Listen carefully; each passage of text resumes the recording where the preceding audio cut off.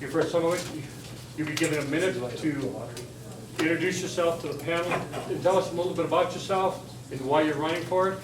And then there will be questions, and you'll be given a minute to answer. At the 50-second mark, there'll be a beep, but you'll see the countdown. And you've always been notified that some of your seats are electrified when it gets down past a minute. So we will, Karen, you want to start? Do you want to? Sure. We can let him do that when you minute. Oh, yeah. Why don't we do the introduction first, obviously? Who just turned on their mic? Swadeep? I did. Okay, so you speak first. Well, I'm Swadeep Nigam, and I'm 26 plus year resident of Las Vegas. I've lived in my district for the past 20 years. I've been involved in Republican Party for a long time, for over 15 years. I've done fundraiser, I've done door-to-door campaign for a lot of candidates, including governor, including congressman, and the local, even the last few assemblymen from my district, Assembly 21. My background is academic background is in economics, business, accounting, and finance.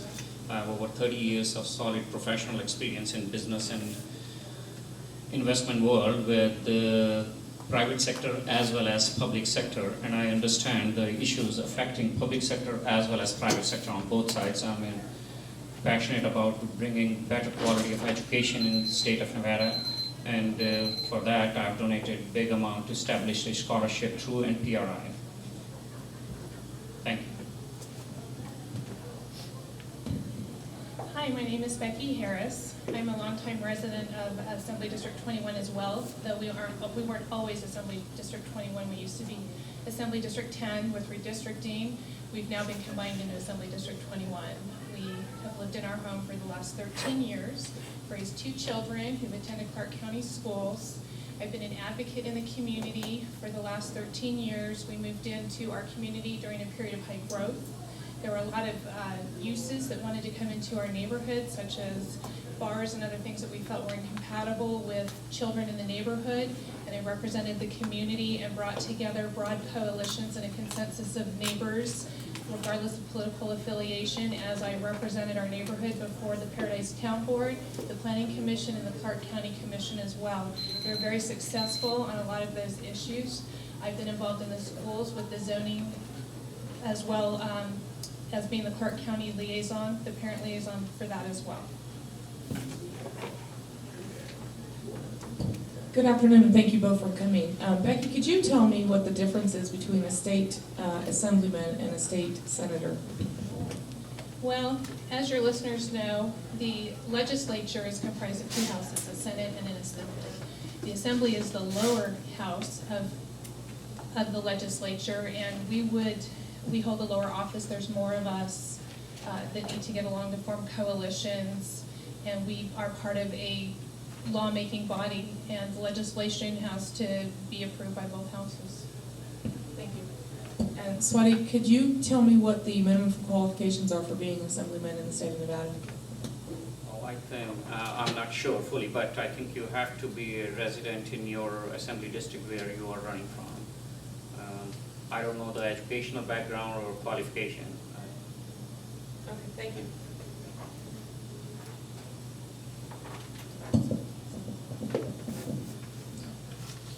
Swadeep, are you going to sign the pledge? Oh, I haven't read that yet. Okay. Would you give priority to veterans and maybe actually legislate and require state, county, and local governments to hire qualified veterans first and give them priority in the hiring process by the government agencies, police, fire, what have you, public agencies, not private companies?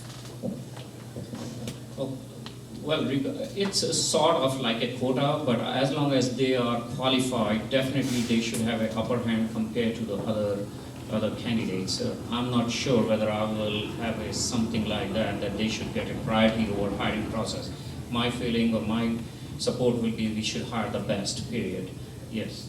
Whether they should have a priority over other candidates, probably not. Did you want me to answer as well? It's my understanding that through the Department of Education, Training, and Rehabilitation, such programs are already in place. The preference is already being given to qualified veterans in order to place them and ease that transition from military life into civilian life.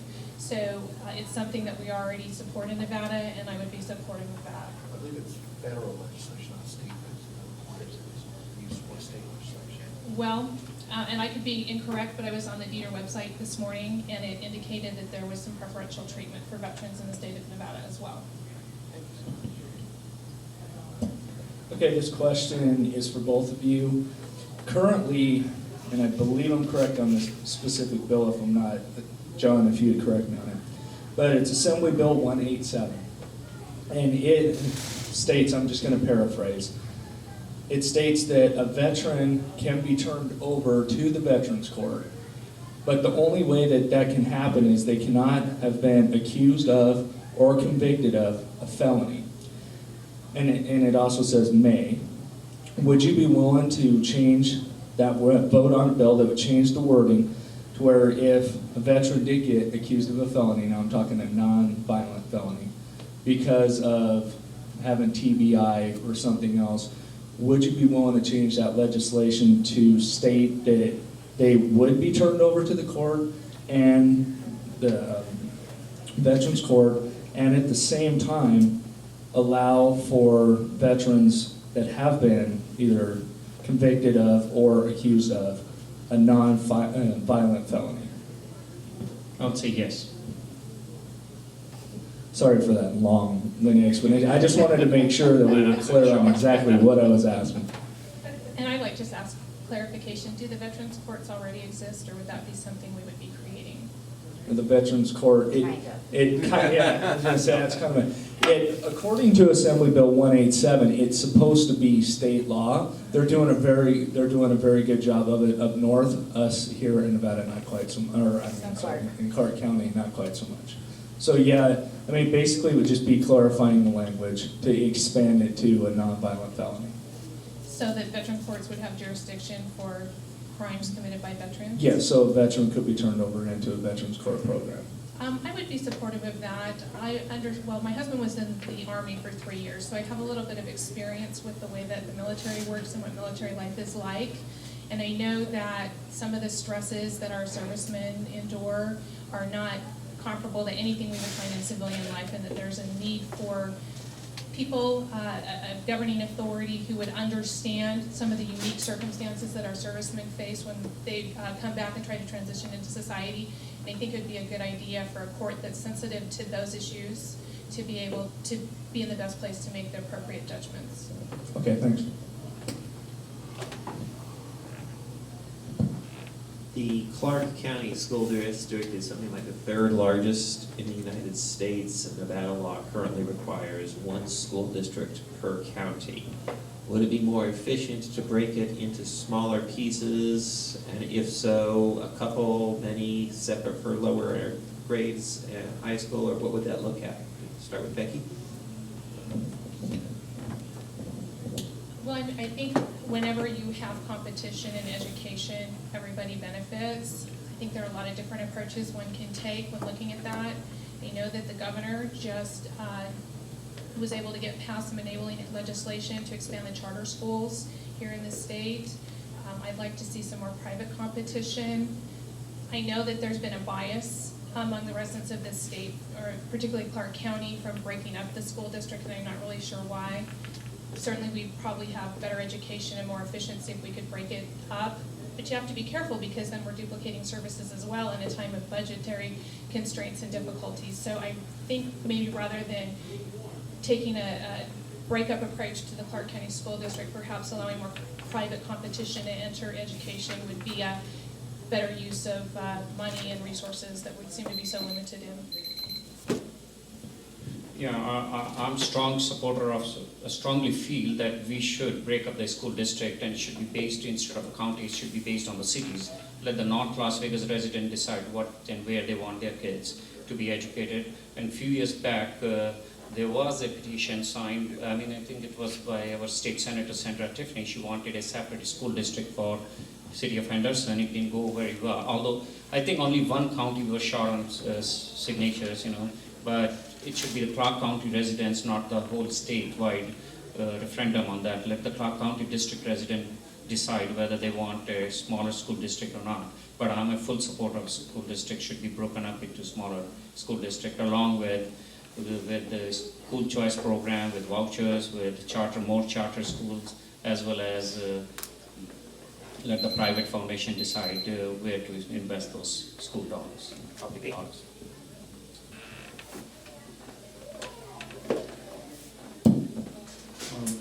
If elected to the assembly, what would you work toward in order to make Nevada more attractive to businesses from outside the state, so we can actually grow our tax base as opposed to raising taxes? Who goes first? Whoever didn't go first last time. Oh, okay. We have to understand one thing, that we are good in one particular industry, which is gaming. We should concentrate on that only, because Southern Nevada doesn't have much infrastructure to attract big businesses here.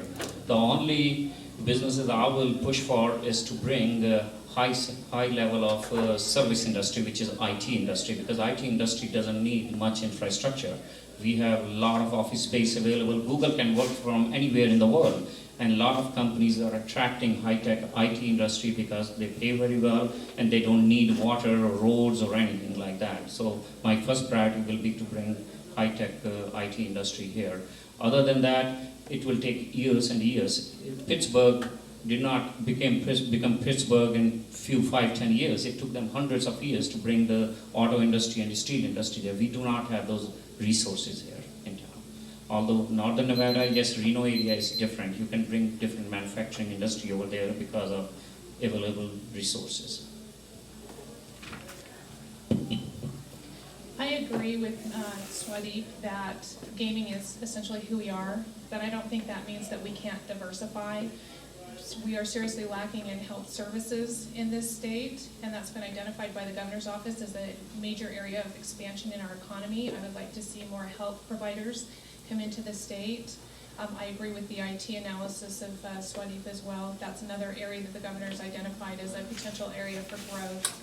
I think that if we can maintain a business-friendly environment here in Nevada, we will be able to attract businesses as well. They're certainly fleeing California because of high taxation and excessive regulation. It would be nice if we could recapture some of those businesses and be an attractive place to do business in the state for them as well, because they're really only going to relocate about 4 hours away from where they currently do business, and they'll still have access to all the amenities of the West Coast of California as well.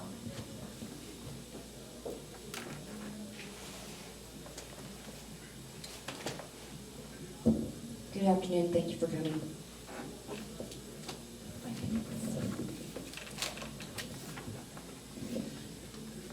Education is a priority here in Nevada. Can you tell us your ideas for fixing our education system? Who goes first? I'll let Becky go first. I'd like a little clarification. Are we talking K through 12 or Nevada higher education? K through 12. K through 12. I think that we spend a large proportion of the funds that we take in from the general fund on administrative and employee expenses. That's not to say that our teachers aren't worth the salaries that they're being paid. I think Governor Sandoval in the last legislative session took a great step forward with the educational reforms that he enacted. I'm in favor of the alternative licensure that he put forward. I'm in favor of merit-based pay. I think we need to have some meaningful surveys that come back so that we can have a meaningful way to evaluate teachers and their performance. And I'd like to see where some of these reforms go. I think that we need to concentrate on opening up competition, as I stated earlier in education. I'd like to see more private schools come into the state. I'm to understand, since the charter schools are authorized by the governor, there are several now that didn't exist previous to the last legislative session. I think we'll see great inroads in the improvement of our education through those charter school authorizations. and to understand that the board has been very, very successful and they're being very proactive in trying to improve. I think that will help take some of the pressure off of the funding issues and the capital expenditure issues that Clark County currently faces, because with private education and charter schools, we won't have to build more school buildings and invest heavily in those areas. We'll be able to provide, we'll have better allocation of the resources in the classroom for the students. Yeah, I strongly believe that parents as well as students should have freedom and freedom to choose where they want to send their kids to. We have freedom to choose where we buy Windex from Target or from Kmart, but when it comes to our own kids' education, we don't have much choices. There are currently around 17 states where they have some choice programs, whether it's a private vouchers or cashback scholarships or even private foundations, or also some special savings program where their parents can invest the money instead of paying to the state legislature, and they can move that money to where they want their kids to get education. And also I strongly believe we should, as I said earlier, we should split the school district into 4 different entities: Las Vegas, Boulder City, and Henderson, as well as North Las Vegas.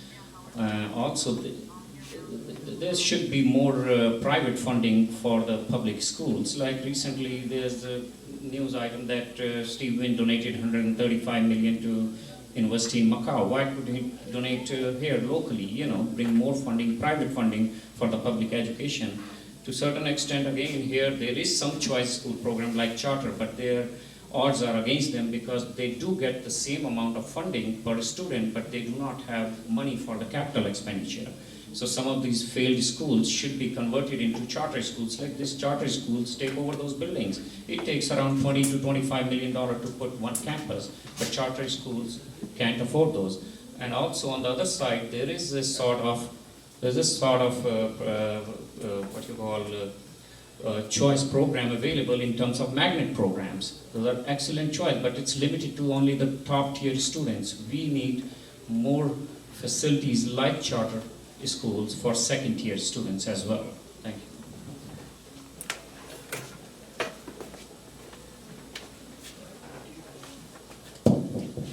Yes, good afternoon. Thank you for coming. My name is Bruno Moyev with Veterans in Politics. My question is on PTSD and TBI.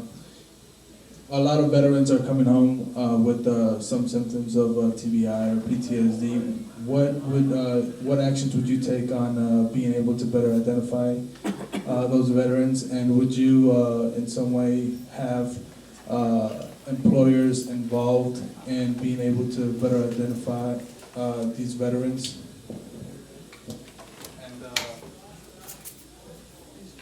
Okay. It's an interesting question, but more than employer, I think it should be the healthcare providers should identify such veterans, and I'm in full support of providing special services to the veterans who have these disorders. You know.